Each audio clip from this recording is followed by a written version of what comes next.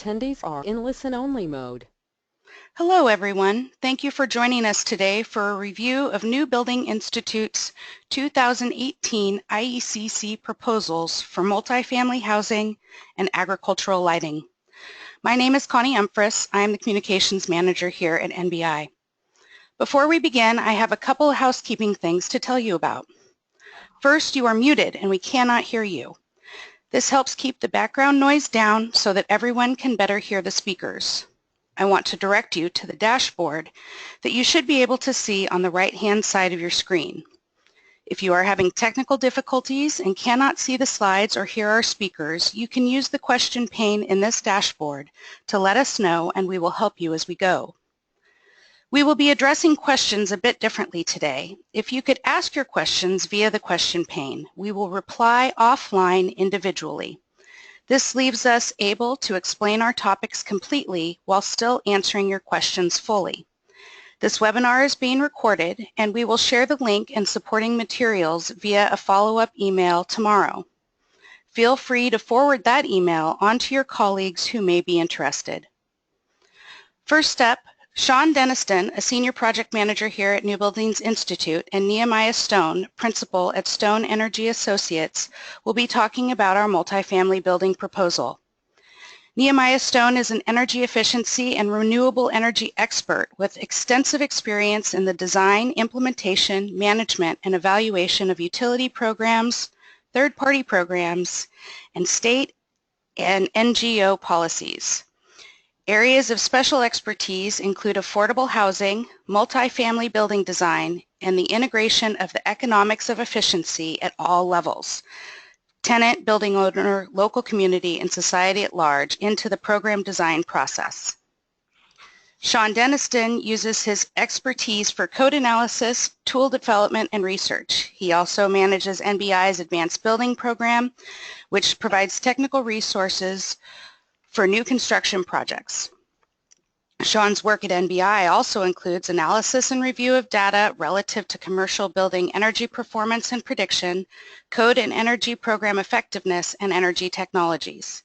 He also does research and review of commercial building design practices and energy and green technologies, including application cost, savings and reliability, preparing analysis and graphics on commercial building energy use. Next, Alexi Miller, also a Senior Project Manager here at NBI, will be talking about our agricultural lighting proposal.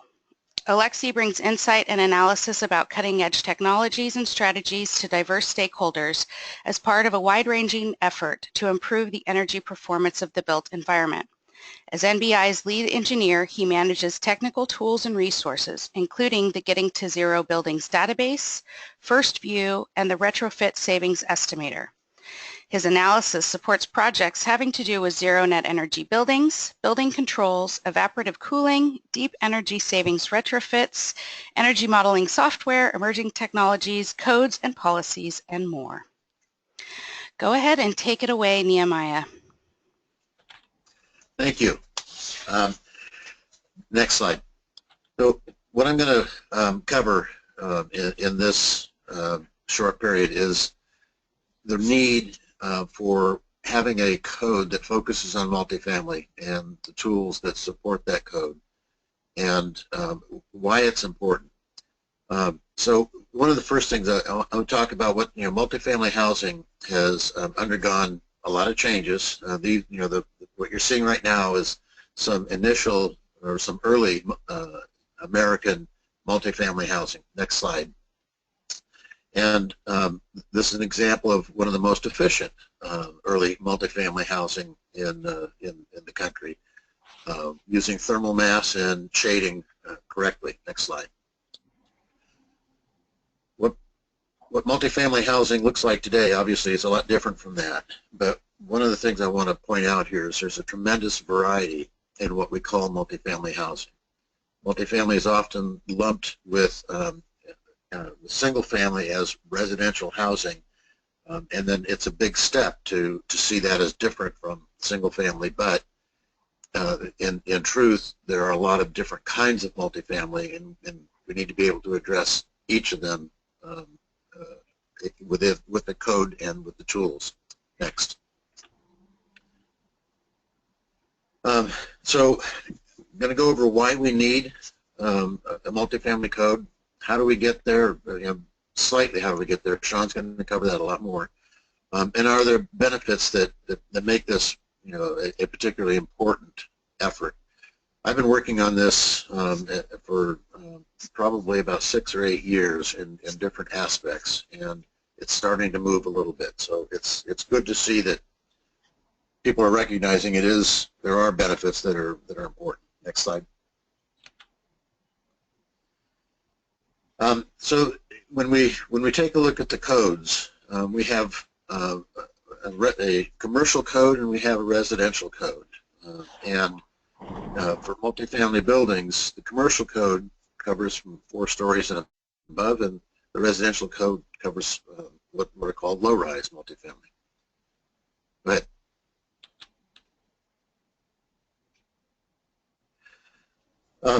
Multifamily is a larger portion of residential construction than it has ever been in the past. In many years, in California, it's been a larger portion of the residential construction than single family has, but it has been an increasing share. As you can see from this, when you compare to 2005, which was the peak, the previous peak in multifamily production, obviously during the recession it went down for a number of years, but then has been coming back to, and now almost 17% more multifamily new construction than there was at the previous peak. Go ahead. So part of the reason we need a multifamily focused code is that when a lot of the research that's done is on single-family homes, and then the assumption is made that whatever we learn from that is adequate to help describe what we need in multifamily buildings. And those assumptions are not supported, and there's some evidence that in many aspects those assumptions are not correct, and therefore we have code that doesn't fit the buildings we want. A code for either commercial buildings or for single-family homes, they just don't fit this type of building. We need a code that does fit this kind of buildings. Next slide. So in the single-family code, which covers low-rise multifamily, the requirements fit single-family in terms of the usage patterns, the normal loads you see in those homes, occupant densities, and the kind of water heating and hot water use that you find in single-family. Next slide. For high-rise multifamily, that code is built around commercial usage patterns, commercial loads, commercial occupancy densities, commercial hot water use, none of which actually match multifamily dwellings. Next. So, are they homes? Well, nearly a third of the households in the country live in them, so I guess that makes them homes. They're more than 30% of residential new construction. That makes them homes. Go ahead. Next slide. So why don't we just call them residential? And there are some significant differences. Single-family households, on average, pay about 22% of their monthly income for rent plus utilities, whereas multifamily pay well over 30%, and affordable multifamily is supposed to be capped at 30%, but it's often 40–50% of the monthly income. So they're not the same as single-family homes in terms of what it costs the household to maintain them. Next slide. And it's done on less income, and if we want to look at the importance of getting multifamily code right, it's important to know that nearly 90% are tenant occupied, and their next slide, Therefore, the tenants don't have the ability to change things. Well, are they commercial buildings? Well, they're bought and sold like commercial buildings. There's there's 1 million dwelling units that are owned by just 7 companies, and they're managed very differently than single-family homes. Next slide. So why don't we just call them non-residential? Completely different usage patterns. They're not the same as commercial buildings. We don't, they're not offices we walk into at 7:30 in the morning and walk out of at 5:30 at night. Different needs for achieving healthy air quality. Think about all of the ways that we impact air quality inside our homes. It's not the same as in our offices. And the fact that people live there, so they're not non-residential. They are residential. Next slide. The code addresses things very differently, and one of the with having 2 different codes that apply where it splits at 3 to 4 stories is that both designers and code enforcement people are looking at a lot of projects that will have multiple buildings being built at the same time in the same property and with essentially the same design, and some will be 3 stories and less, and some will be 4 stories and more. And even the analysis shows very different results. Next slide. So when you analyze the high-rise and low-rise using high-rise software or low-rise software, you get very, very different results. And they can't, it can't both be right that you have a total of 160 kb2 per square foot and 86 kb2 per square foot for essentially the same design. And you actually would expect the high-rise building to have less energy use because you have an additional floor or floors that don't have roof and floor losses to the environment. Next slide. So are we giving the design community the right information? And I think the answer is very clearly no. We are not helping the design community get to zero net energy buildings because the code and the software which uses the code as the basis doesn't adequately represent these buildings. Next slide. So the solution is to have a code that fits multifamily and doesn't have this arbitrary distinction between 3 and 4 stories, but rather has distinctions where changes actually affect performance. And I'm not going to go through all the examples here, but one example is that when we're looking at building tightness and ventilation measures, assuming that we have the same issues for multifamily as we have for single family or for commercial buildings, is just ludicrous. We need to be focused on what works best for multifamily. Next slide. I guess the slide got deleted. Anyway, that's the end of my part of this, and I will hand it over to you, Sean. Thank you, Nehemiah. So Nehemiah did a really good job of laying out the issues that we're facing that are caused by having this split within our code that splits low-rise and high-rise multifamily between functionally 2 different codes. So what's the solution? Well, the solution that we are proposing as part of CE 272 for the 2018 IECC is to create a new chapter dedicated to multifamily buildings that we can insert into the code and can really be targeted to multifamily buildings. And as we're creating this new proposal, we had a certain number of principles that we followed because we wanted to really create something that would improve the usability and the enforceability of the code. The first is that we wanted to leverage the existing language as much as possible. This is tested language, it's widely accepted language, there's no reason to come up with new language right off the bat. So as much as possible, we've used language that's already in the existing code. We've focused on structure and minimized stringency impact. And this is for a very important reason. A lot of the gains that we're looking for can be gained just by improving the structure of the code so that it more clearly and more ably addresses multifamily buildings. The reality is that the low-rise and the high-rise set of regulations within the code actually result in very different energy outcomes, as Nehemiah laid out.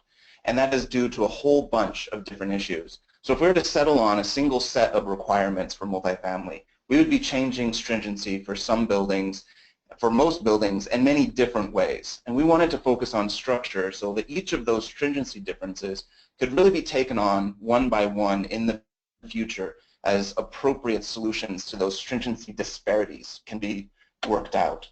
And of course, we wanted to focus on usability and enforceability for both code users and code officials. And through all of this, we wanted to satisfy the ICC rules and processes. So the first question is, for creating a chapter, where does it go? You know, we have the commercial section of the code and we have the residential section of the code. And as we looked at it, and with input from a lot of different stakeholders, we really came to this realization that even though multifamily buildings are buildings that we use like residential buildings, they're buildings that we typically build like commercial buildings. And in fact, the IBC definitions for what most people would consider a multifamily building classifies it as a commercial building. And this creates an interesting situation with the IECC, that this is the one place in the whole family of I codes where what the IBC considers a commercial building is actually regulated by residential code requirements. So that really makes us see that the place that a multifamily chapter belongs is really within the commercial chapter. This, we have similar assemblies, similar construction methodologies. The market isn't exactly the same, but this is really where the better fit for multifamily buildings is. And we address that really starting with definitions, that it comes down to all of the code requirements within the code are triggered by what kind of building it is, and that's controlled by the definitions. So a commercial building is all buildings that aren't residential buildings, and a residential building is any detached 1- and 2-family dwellings, what we would understand as single-family homes, and multiple single-family dwellings, which are townhouses, and then finally these commercial residential occupancies, R2, R3, and R4, but only for up to 3 stories. So this is where you see that split come in for multifamily. To create a new multifamily chapter, we really deal with the definitions. We say that a commercial building isn't a residential building or a multifamily building. We create a definition for multifamily building. For this code, all group R2 buildings. R2 is the IBC designation that most of us would really identify as an apartment building. It also includes some other occupancies like dorms and convents, but this really is that stereotypical apartment occupancy. And then finally, we remove the R2 from residential building. And so with these changes to the definitions, we're able to create the markers, the directions for which code requirements apply to what kind of buildings. And how does that chapter look?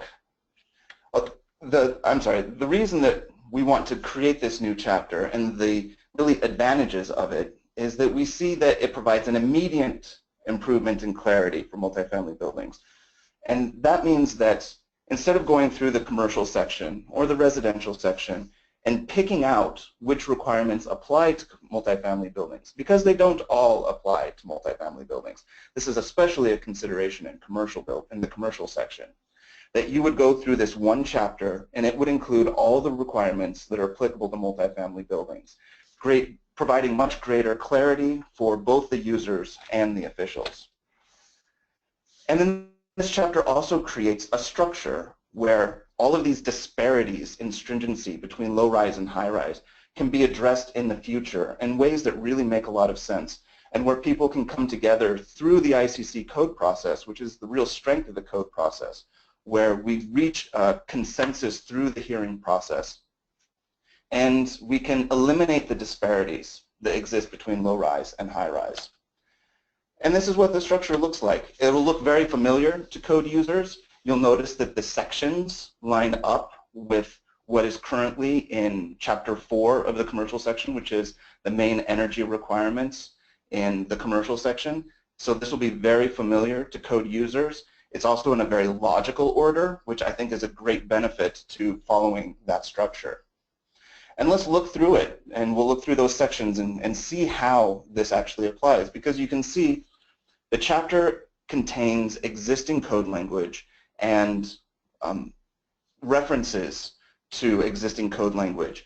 And for the most part, in order to maintain that stringency and not affect stringency, we've had to point projects to existing low-rise and high-rise requirements. But in a couple of places, we've been able to eliminate even that distinction. So of course, this all starts with scope. And you can see, this will also look familiar to code users, that we have 3 compliance options for multifamily buildings. The first is ASHRAE 90.1, an option that they've always had. But you'll notice that it's only for high-rise multifamily, only for buildings 4 or more stories. You'll see that there's an option for the section 602 through 606. These are the prescriptive requirements that are in the chapter, also looking very familiar. And then finally, there's a modeling option. And this is detailed at the end of the chapter. In the envelope is probably where the biggest difference in requirements between low-rise and high-rise exist. And in order to address that issue, we've broken down by topic insulation, solar reflectance, fenestration, air barrier, and directed the high-rise projects to the commercial requirements and the low-rise to the residential, keeping that stringency in place, but also creating this very clear structure. So in the future, the 602.2 for insulation, instead of having a reference to high-rise and low-rise, we can actually develop a set of insulation requirements that are for multifamily buildings, not for commercial buildings, not for single-family homes, but multifamily buildings. And we can do this with fenestration, with air barrier, with solar reflectance. In the mechanical section, it's a little bit different. Instead of just sending high-rise to commercial and low-rise to residential, it sends simple systems in dwelling units, simple single-zone systems, to the residential requirements, while systems that serve the common areas outside the dwelling units and complex systems go to the commercial requirements. And this helps with the usability of the code, because a lot of these independent systems in dwelling units, they are actually a lot like the systems that we install in single-family homes. And there's not a need for the complex set of requirements that are in the commercial code for central systems. These are simple individual systems, so there's no reason to not keep it simple. And complex systems, though, do need that more comprehensive set of requirements, and certainly common areas with their more commercial nature needs that more comprehensive set of requirements. And this is actually really similar. This is something that we see in the code already. The residential section of the code already kicks all complex systems over to the commercial requirements. So in many ways, this stays much the same. For water heating, we've actually been able to direct everything over to the commercial requirements. And this is because when we actually look at the requirements in the residential and commercial sections for water heating, the requirements are pretty similar. You know, that it's a lot of requirements for recirculation systems, for the actual equipment efficiency, and there's a lot of overlap. The difference really comes in the commercial side having a few more requirements for these big complex systems that you are more likely to find in a multifamily project. And so since these are system types and requirements that are probably only going to be applying to large multifamily projects anyway, this really isn't a big difference. And this allows us to really simplify the way that water heating is addressed for multifamily buildings. For lighting, the split is between dwelling units and all the other common areas of the building. So all of your corridors, your lobbies, any office spaces, any meeting spaces that you might have in a multifamily building, those really do have more of a commercial character. And so they'll need to meet the commercial lighting requirements, which really makes a lot more sense. But dwelling units, they don't need to worry about occupancy controls like you would need in a corridor or any of those issues. And so they would use the requirements that are familiar from the residential code. This creates a nice clean divide that really allows technology to be targeted to the way that lighting is used in these buildings. And of course, there's the additional packages that exist in the commercial section. These are the additional efficiency packages that exist for commercial buildings to give the commercial section a little bit more efficiency. And since this doesn't exist on the low-rise, only high-rise projects are subject to this requirement. However, in the future, this is one of those things where this stringency difference could be eliminated. And of course, there are a full array of efficiency packages that are available for multifamily, just like on commercial, but like I said, only is needed on the high-rise side. And then finally, modeling. And modeling is probably one of the most complex areas for this discussion because the tools that are available in the market are the tools that are available in the market. And they have been crafted to deal with this split. And it's one of the reasons that a lot of the tools really don't sufficiently address the multifamily market. So what we have done is allowed multifamily projects to continue to use the modeling tools that they've used before. And so high-rise projects can use the same modeling tools that they have always used in the past, using that commercial approach, using the commercial modeling methodology that is in the commercial section. And then low-rise has been provided with the two performance pathways that exist in the residential section.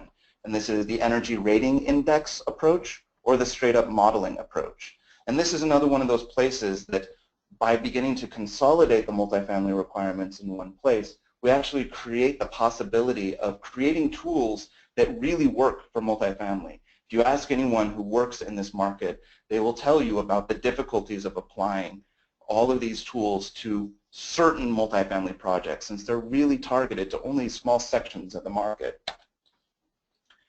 So in the end, we come down to why should we do this?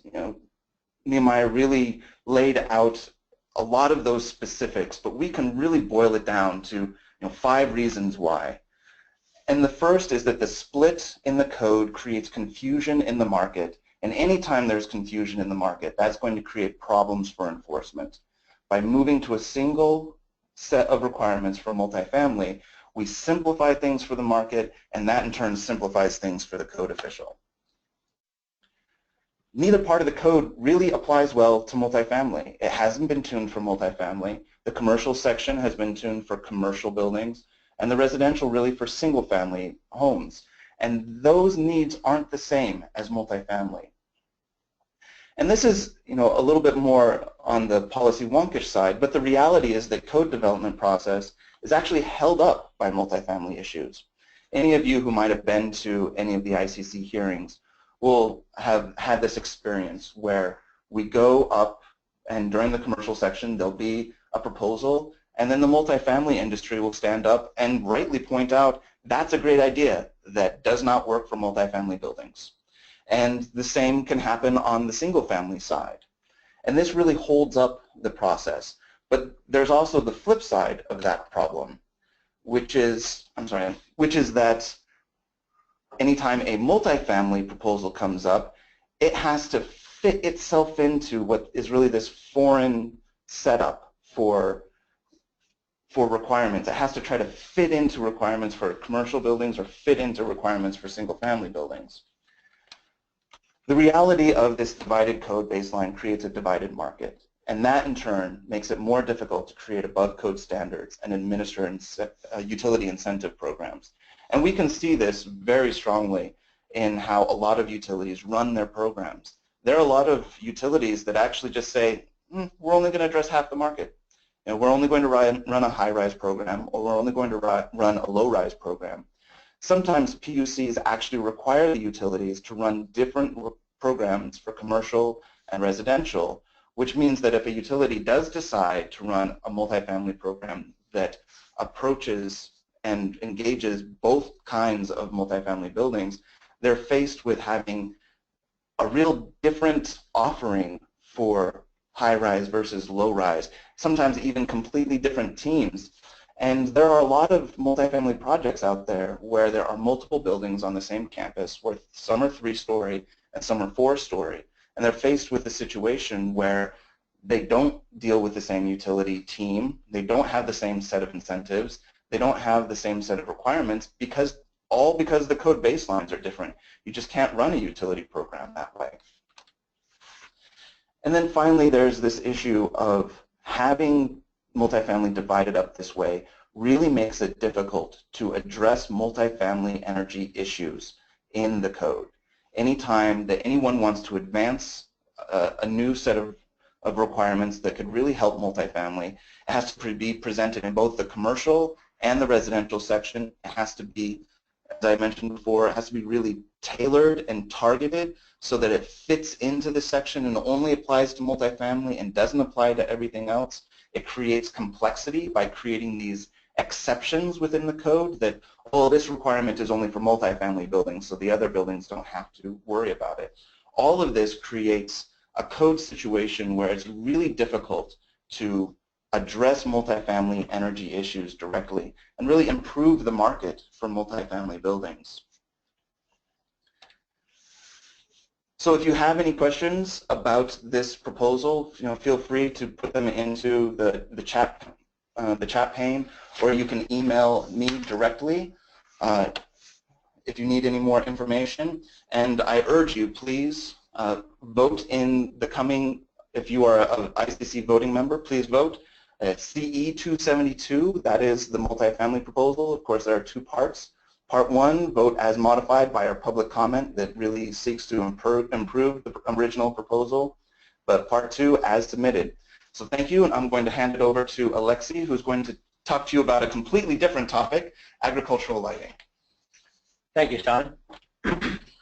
So I'm going to talk a bit about indoor agricultural lighting, our proposal CE 200. I'll give a little introduction. Indoor agriculture has largely been in the realm of science fiction until recently.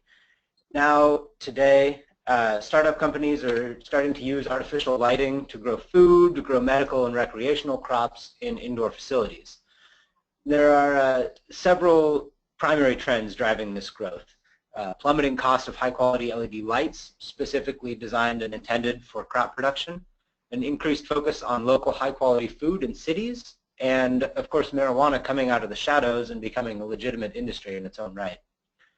Now, energy use in this burgeoning expansion of indoor agriculture is largely, actually entirely unregulated. Practices between growers span this wide continuum between garage-scale operations on the one hand and automated industrial facilities on the other.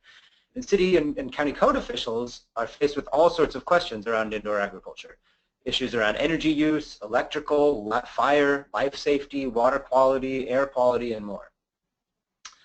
In general, indoor agriculture facilities are some of the most energy-intensive facilities out there.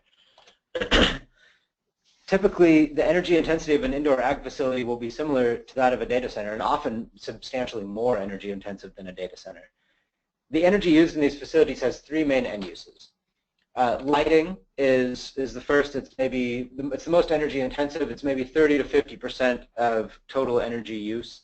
The lighting technology type used makes a big difference here. Many growers use very large 1,000 watt or more, even high intensity discharge. Those are metal halide or high pressure sodium lamps, and those often have integrated ventilation to shed waste heat. LEDs, light-emitting diodes, are beginning to take on significant market share, and there are some other technologies out there. I'll talk about that in a bit. Some growers are still using traditional fluorescent or some even incandescent lamps. And then second, ventilation and dehumidification. That's about a third of the total energy use. Again, this is a wide range of technologies represented. Sometimes these are purpose-built systems designed by knowledgeable mechanical engineers using commercial-grade HVAC equipment. In other cases, the equipment tends more toward the oscillating fan and the built plug-in dehumidifier. And then the third major end use here is air conditioning. This may be about a quarter of total energy use, especially in facilities with wasteful lighting practices and minimal ventilation. In some cases, growers actually burn propane or natural gas in unvented appliances just to generate CO2 to ramp up plant photosynthesis. And then they have to mitigate that added heat from combusting in the space, so they add some air conditioners on top. So those are the three big ones. Here we're focusing on lighting in this case. So the indoor agriculture industry's impact on regional loads is mostly manageable for now. However, on a local scale, there have been cases already in which high demand has caused overloaded transformers to fail. In one case, in Pacific County PUD in Washington, Western Washington, a new substation is being built to serve a marijuana growing complex that will draw 35 megawatts. For comparison, the local PUD's largest existing customer draws 6 megawatts. It's a huge difference. We're here in the Northwest. This is happening across the country, but the Northwest Power Planning and Conservation Council, in their 7th power plan, predicts that indoor marijuana growing operations will add as much as 300 average megawatts by 2035 to the Northwest states. That's equivalent to 3% of total regional electricity demand. And in Colorado, Xcel Energy says about half of its load growth is due to indoor marijuana cultivation operations. Startups from Silicon Valley to the Heartland are starting to grow high-value food crops indoors in both major and mid-sized cities. This rapid shift in many parts of the U.S. toward increasing acceptance of marijuana is driving a lot of the energy load growth, technology innovation, and commercial enterprises in this sector. Fully 25 states and the District of Columbia have already legalized marijuana in some form as of 2016. 4 states have legalized recreational marijuana already. Full legalization measures are on the ballot in another 5 states this fall, including California and Massachusetts. A survey of the list of approved producers provided by the Washington State Liquor Control Board, Washington was one of the first to legalize, shows that more than half of the producers choose indoor production. So this is pretty substantial. However, indoor ag operations not related to marijuana are expanding too. The price of LEDs has fallen dramatically in the last few years, and local food movements in cities are driving increased demand for fresh, high-quality produce. More restaurants are interested in sourcing ingredients directly from nearby producers, and in dense urban areas, a growing number of new indoor agriculture operations have started up to meet this demand. So let's look at our proposal here. This is CE 200 as modified. I'll just read it really quick. Lighting for plant growth and maintenance, mandatory. Not less than 95% of the permanently installed light fixtures used for plant growth and maintenance shall have a photon efficiency of not less than 1.6 micromoles per joule. Exception for greenhouses, and this is on controls. Lighting for non-visual applications such as plant growth and food warming shall be controlled by a dedicated control that's independent of the controls for other lighting within the room or the space. You can see that we've made some modifications based on feedback that we got after the Louisville hearings, and I'll run through those here. So some concerns we addressed. First of all, there were some comments about scope.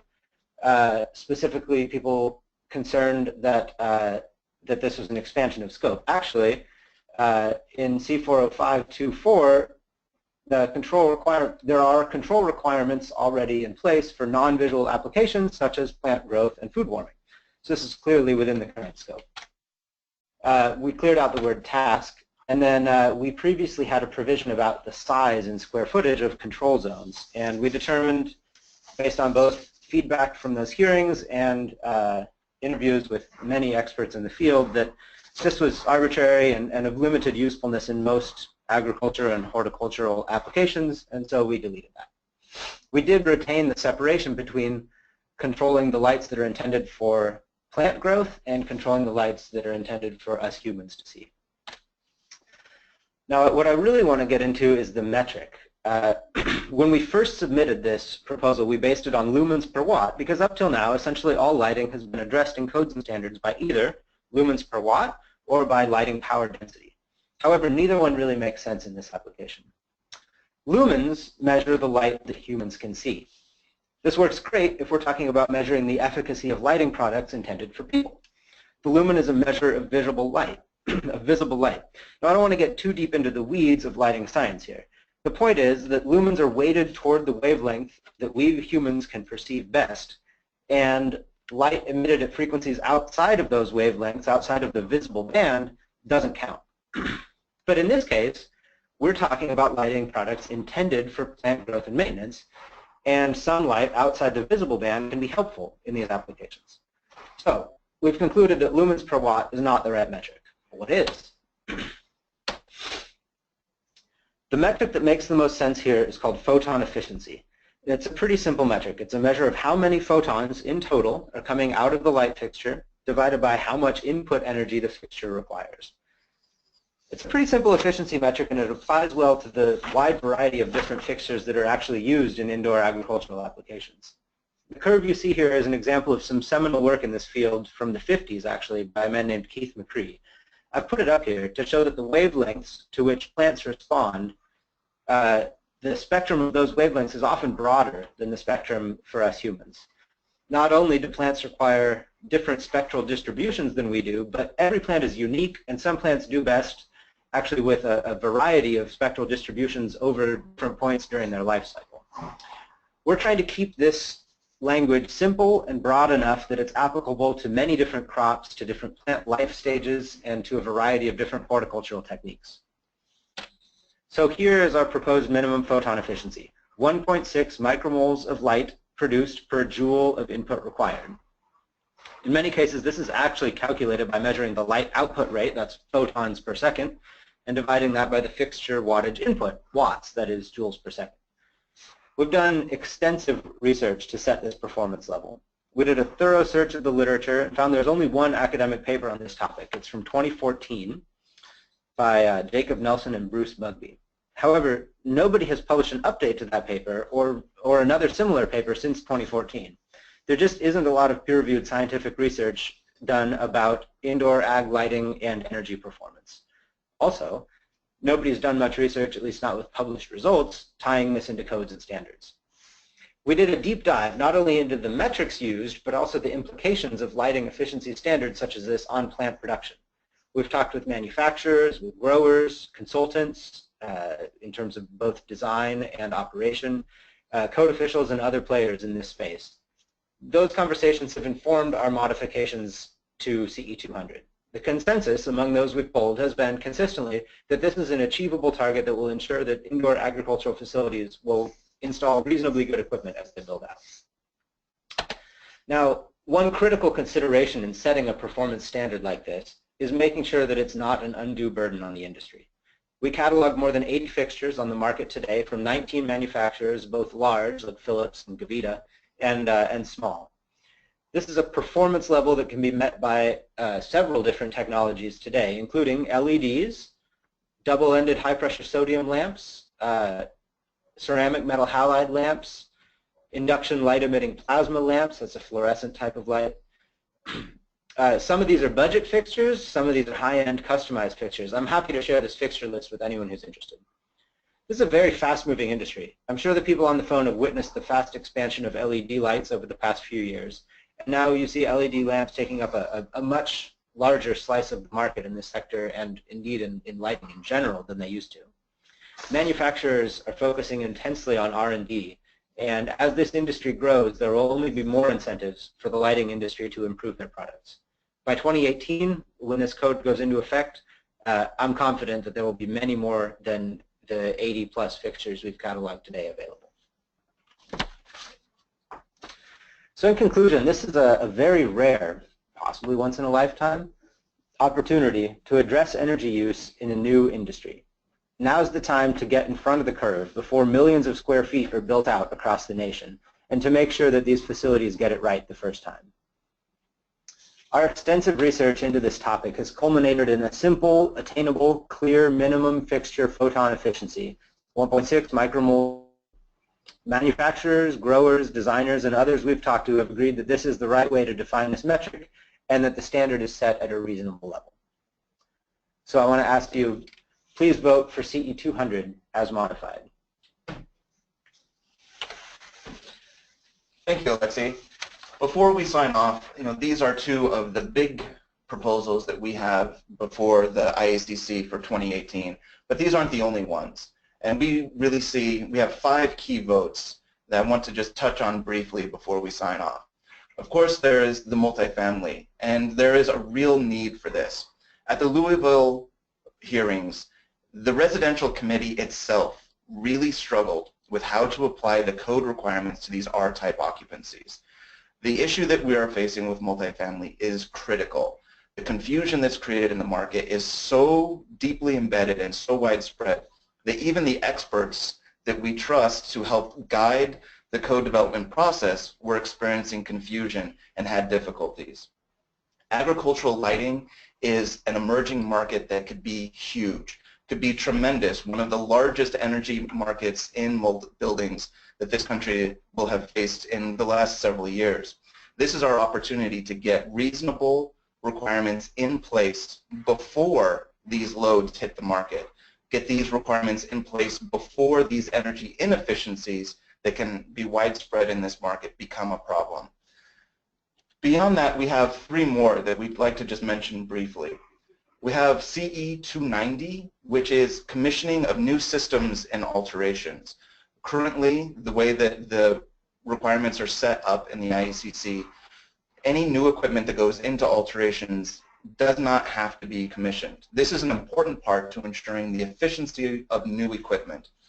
This proposal will improve the existing language to make it clear that new equipment, even in alterations, needs to be commissioned as well and needs to be functioning properly. CE 277 addresses energy efficiency and major renovations, major rehabilitations. What this does is it recognizes that there are a kind of its alteration, the IEBC, the existing building code, calls it a level 3 alteration. This is what most people would consider a major renovation. But it's possible to do these very high value renovations without actually triggering a lot of the energy code. And because our energy regulations are linked to construction events, these are opportunities to get energy efficiency out of these projects.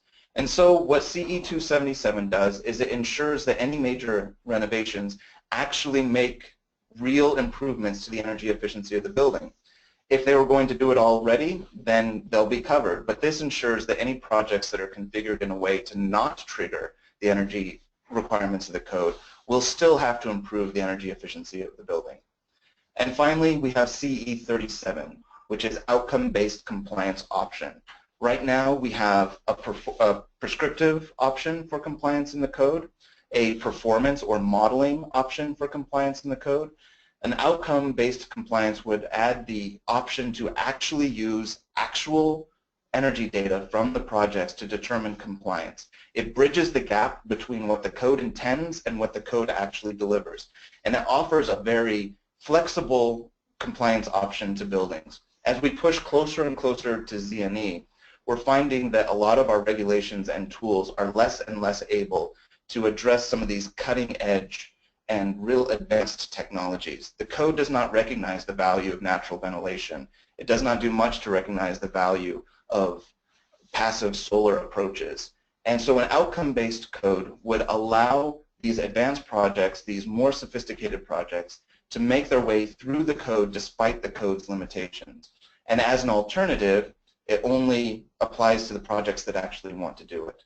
So these 5 key votes, we urge you to vote if you are a voting member. CE 290, vote as modified by public comment 1, CE 277 as modified by public comment 1, and CE 37 as modified by public comment 1. If you have any questions, please feel free to email any of us with any of your questions. We'll be sure to follow up. We're happy to have conversations, to follow up in emails. And thank you very much for taking your time. We urge you to vote, and any of those of you who might be at the IECC hearings, we will see you there. Thank you all, and enjoy the rest of your day. Are we going to take questions, Sean? Anyone who, they can email the questions to us, and we can make sure that they're given a full answer to all of their questions. Thank you.